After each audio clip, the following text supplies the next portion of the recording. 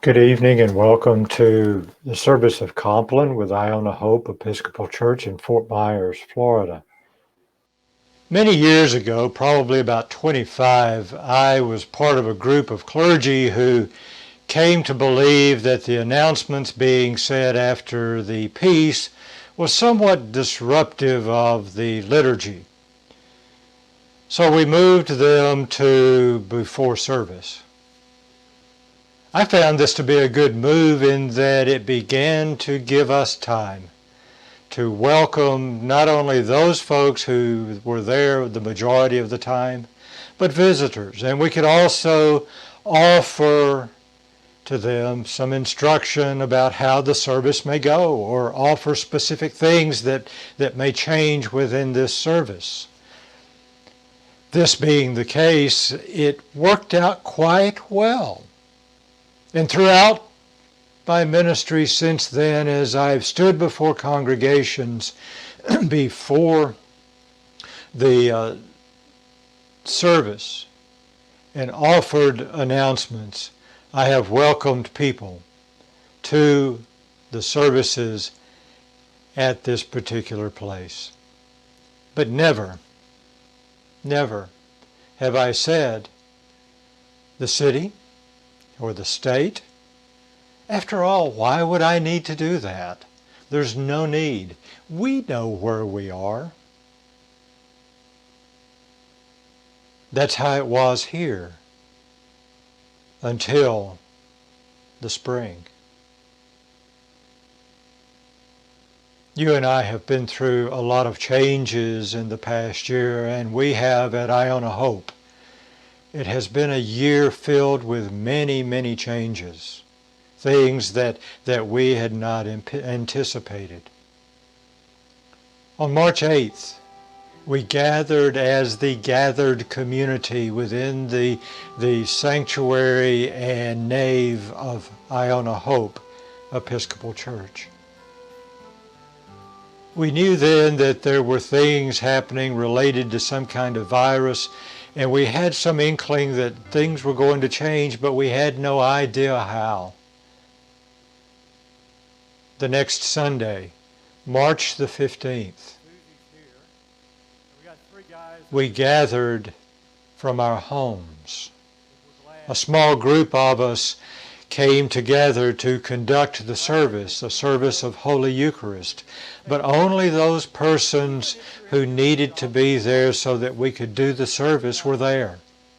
We closed the church. We did not reopen for public worship for quite a while. Things changed. Over the next bit of time, we experimented with doing services in different ways, and by within a few weeks, we were doing daily prayer services. We almost immediately changed the Wednesday service to morning prayer.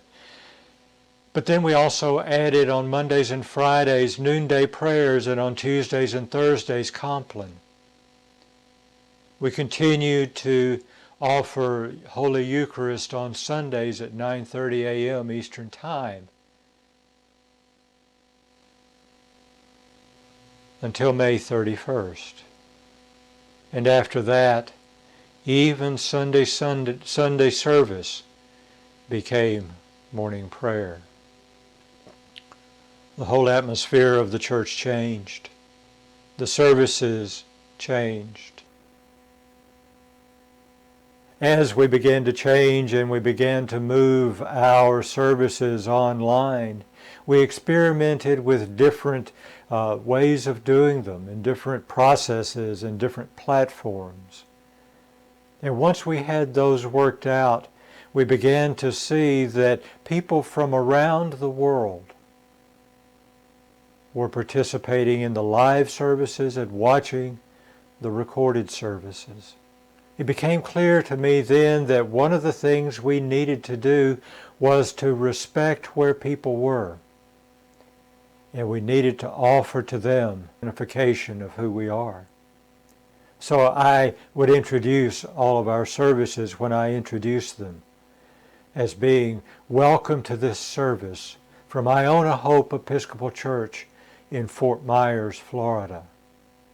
And whenever we would say the times of our services, I would say Eastern Daylight Time or Eastern Time, so that people who were not readily available, who were not in Fort Myers, would be with us, would understand who we are and what they were joining, and they would know us for who we are. The changes were difficult. Not having a congregation present was difficult. People were upset that we were not allowing them to drop into the service, even though we were doing this for safety and for security. The changes, as I say, were difficult for us. For some, they became angry and upset. They felt that we were slighting their particular group or their particular service. Some folks said, I don't like what you're doing. It doesn't seem to be the same church that I was a part of, and I don't want to be a part of it anymore.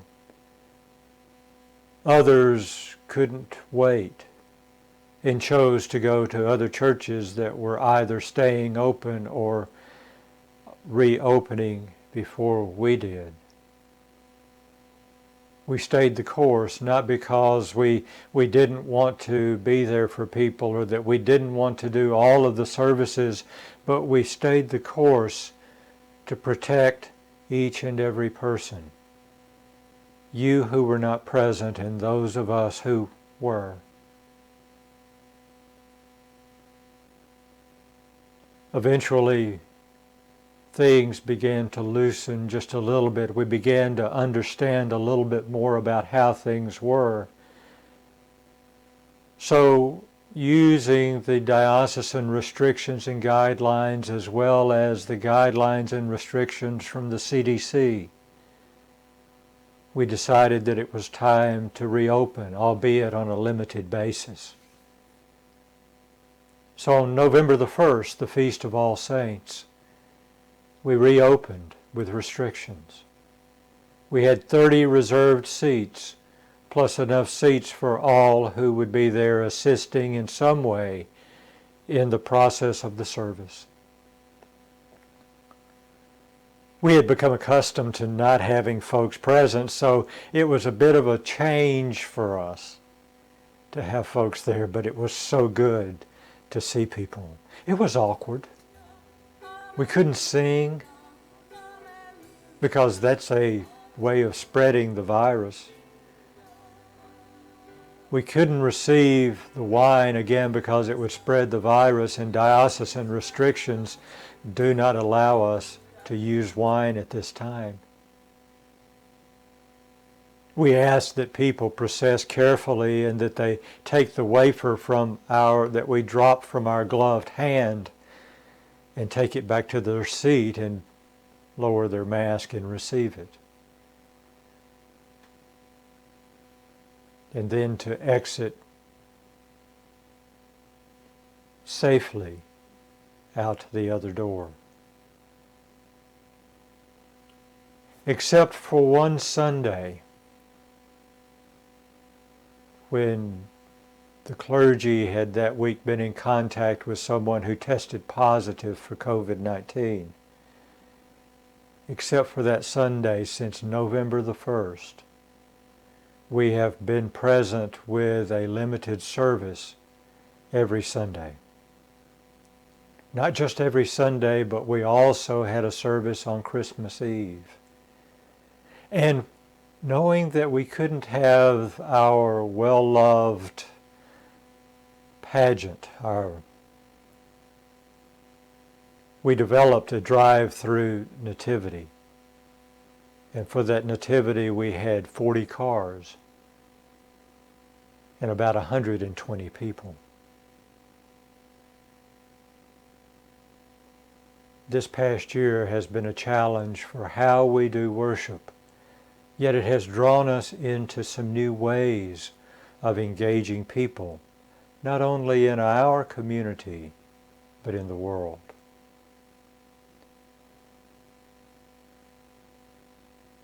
There were other changes around Iona Hope too. Immediately we closed the office. We had closed the facilities to all internal and external groups. Then we chose to close the office and all of us to work from home. Once we could establish some safety, we began to reopen the office only on a limited basis for a limited number of people who had to be there to carry through particular tasks that required us to be in the church, in the building. So we did. We have now expanded that a bit, and we are open on Tuesdays and Thursdays, albeit limited hours, 9 to about 1 on those 2 days. That's when we're actually in office. And we encourage you only to come if it's needed. Otherwise, email us or call us or somehow engage us in other ways. To date, we have not reopened for other groups, save only that in October, our delegates to diocesan convention came together and met in diocesan convention on Zoom from our gathering place. And it was there in the gathering place that we heard the announcement and request from Bishop Smith that he was calling for the election of a coadjutor bishop who would replace him in a few years when he retires. Zoom has become our way of connecting. It's become our way of being with each other. It's been difficult. Zoom isn't the same. It's not how we live our daily lives, but it is how we are doing it now. Mother Susie offered a class, Sacred Ground, 2 classes of it on racism and reconciliation, 2 very successful classes this fall on Zoom. We've learned to adapt in ways that incorporate others. People who register for those classes are not always in Fort Myers. It's a great way to touch others in different places.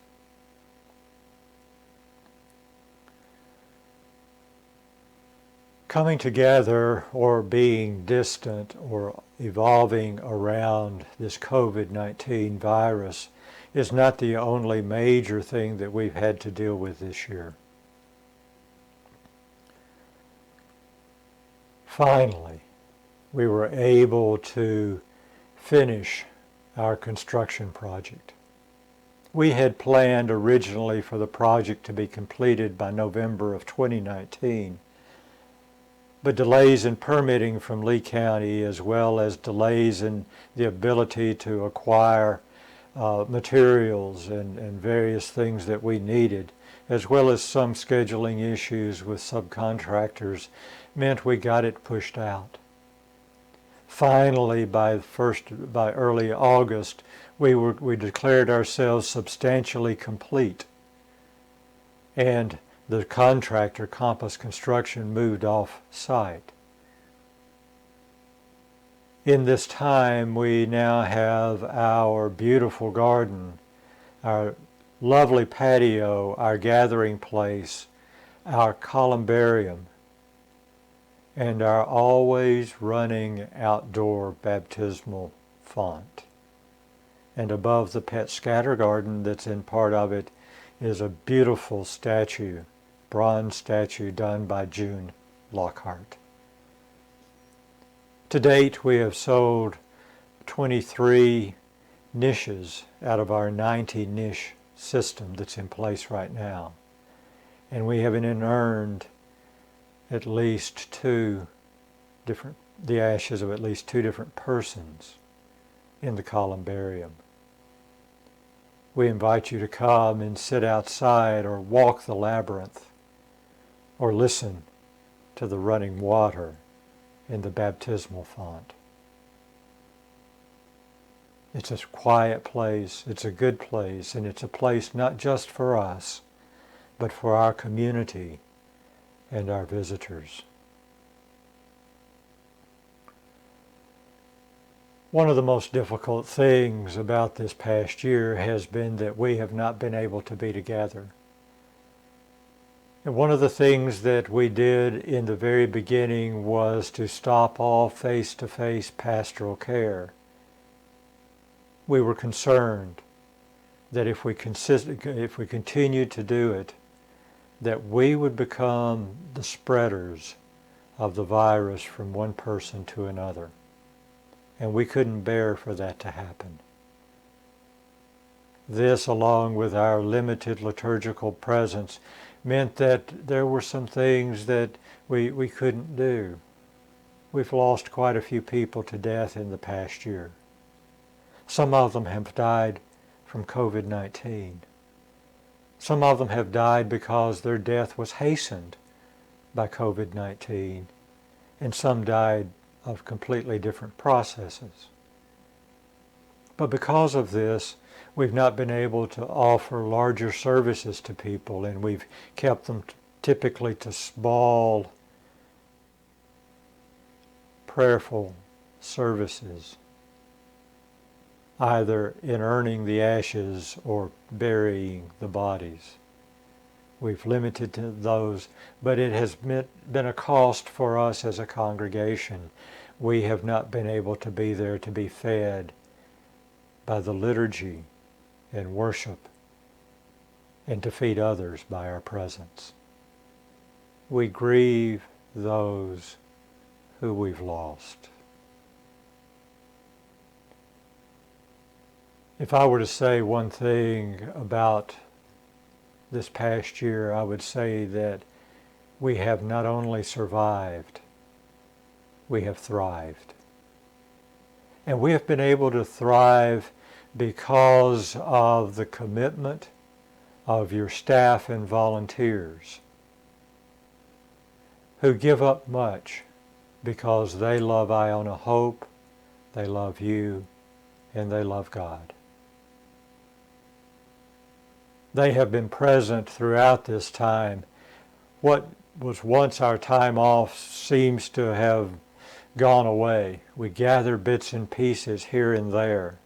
But your staff has been here, whether they've been physically on site or not. They've been present in phone calls and cards along with the pastoral care team. We've increased our communication to try to stay in touch with you. And we've tried to make things as easily connected as possible. I am deeply appreciative of the commitment of your staff and volunteers, and I'm sure you are too, and I trust that you will let them know.